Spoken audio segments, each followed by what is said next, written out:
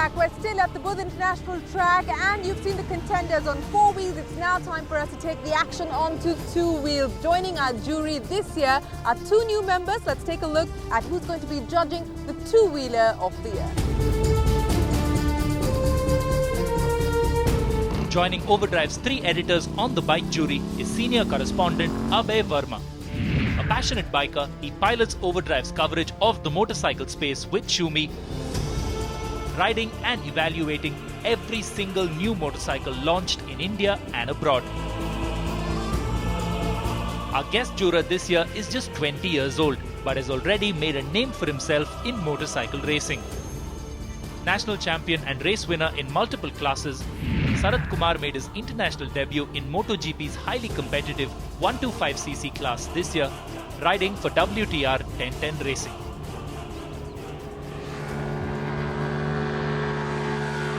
Welcome to the team, Sarath and Abhay. With that, it is time now for us to get started and bring you the contenders for Bike of the Year.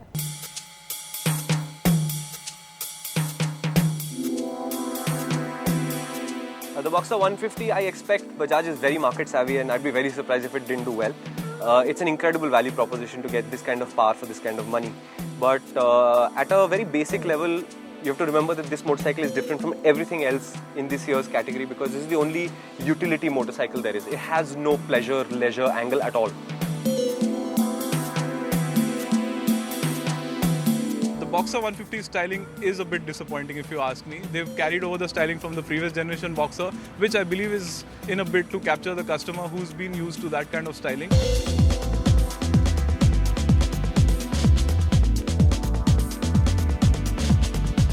I think ride quality works just fine. Handling is alright. It's a nice agile motorcycle.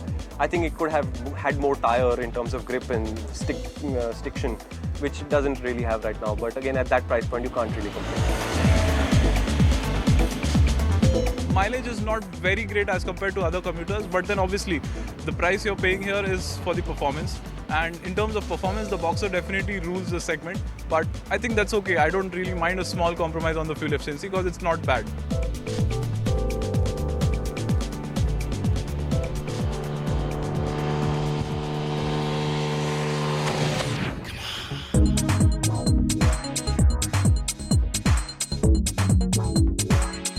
The Hyosung GT650R is one motorcycle which has created a new segment of sorts, that is for the middleweight sports bikes.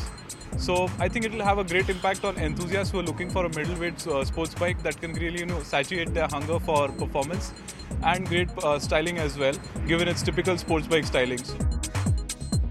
People want a very stylish motorcycle, and the GT650R is a stylish motorcycle. They want that full sports bike appeal, that fully fared motorcycle. It offers it. It doesn't look as sharp nor as stylish as some of the Japanese liter bikes, but otherwise at that price point, it is the more focused machine there.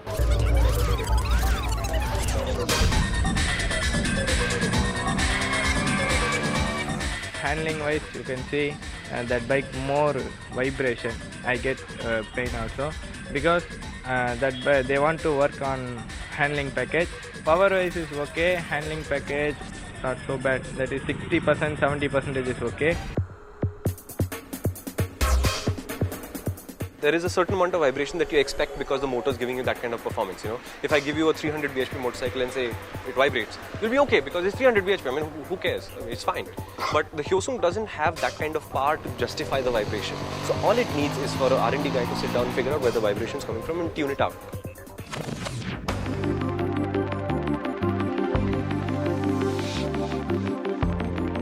The Hyosung GT650R and the GT650N are effectively the same motorcycle.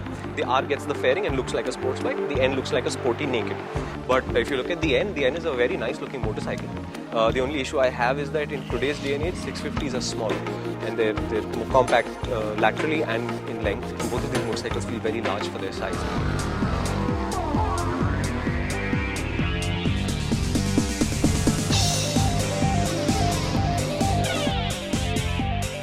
The N is a naked, which is more suited to city riding and can be used for commuting daily and is a lot more comfortable, I would say.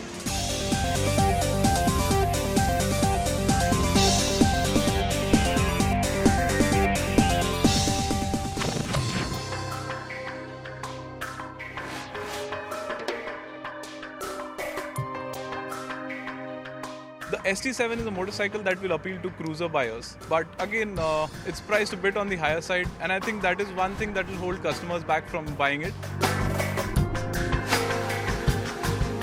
It's a humongous motorcycle for the money.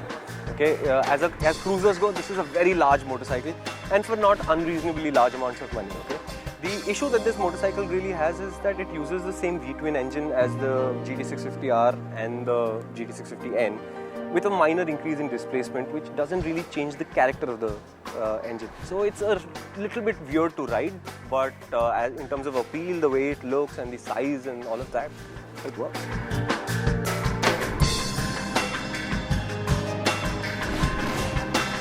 The overall performance is decent, is what I would say for the ST7, because again, it could have been a bit faster, but as I said, the way it delivers the power is not something you would expect from a cruiser. It's more like a sports bike.